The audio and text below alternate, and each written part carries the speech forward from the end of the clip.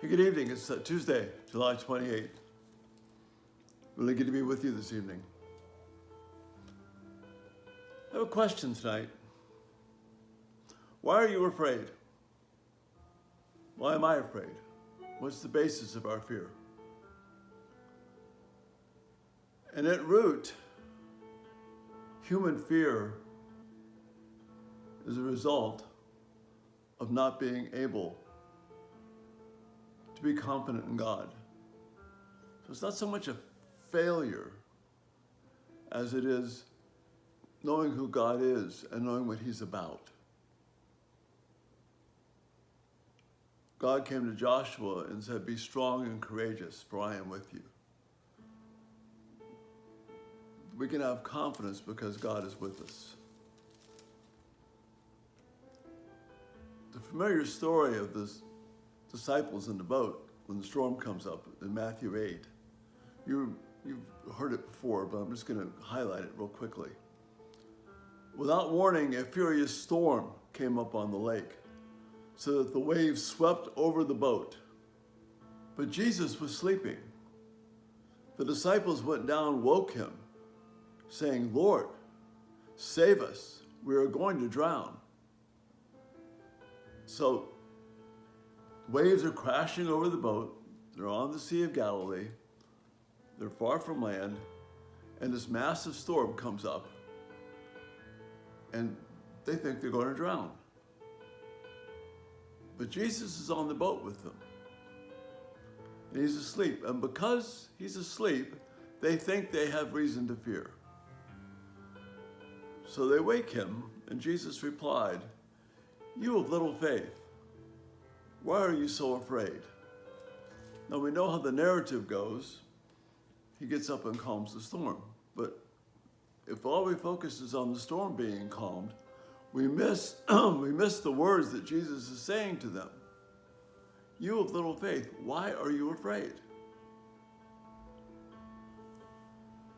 Jesus is there on the boat with them. Do they have to wake him up to be safe?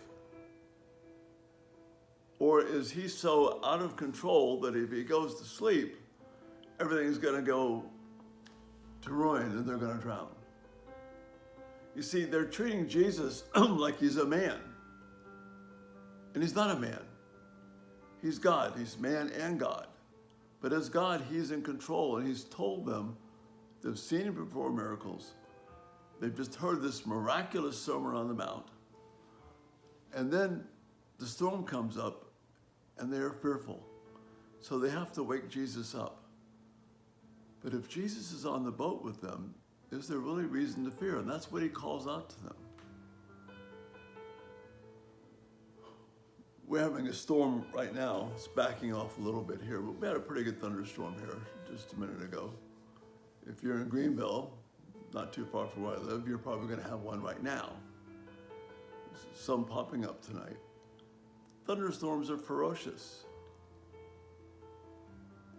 But God is with us. Regardless of what happens, we can have faith that we're secure in him. See, the disciples treated Jesus like he was a man. They thought they had to wake him up. And they lost sight of the fact that this is the Lord of the universe with them. And they're secure in him. See, the Bible tells us over and over again that God never slumbers nor sleeps. His eye is always on us. We don't have to panic. We don't have to lose heart. We know that God is there. So our faith is that God is going to take care of us regardless of what the storm brings. Whether it brings damage or not, God is with us. I don't have to fear. Doesn't mean that, if you hear a loud crash of thunder that everything, just, I don't care. No, thunder is meant to be intimidating. But the other thing about thunder is the voice of God.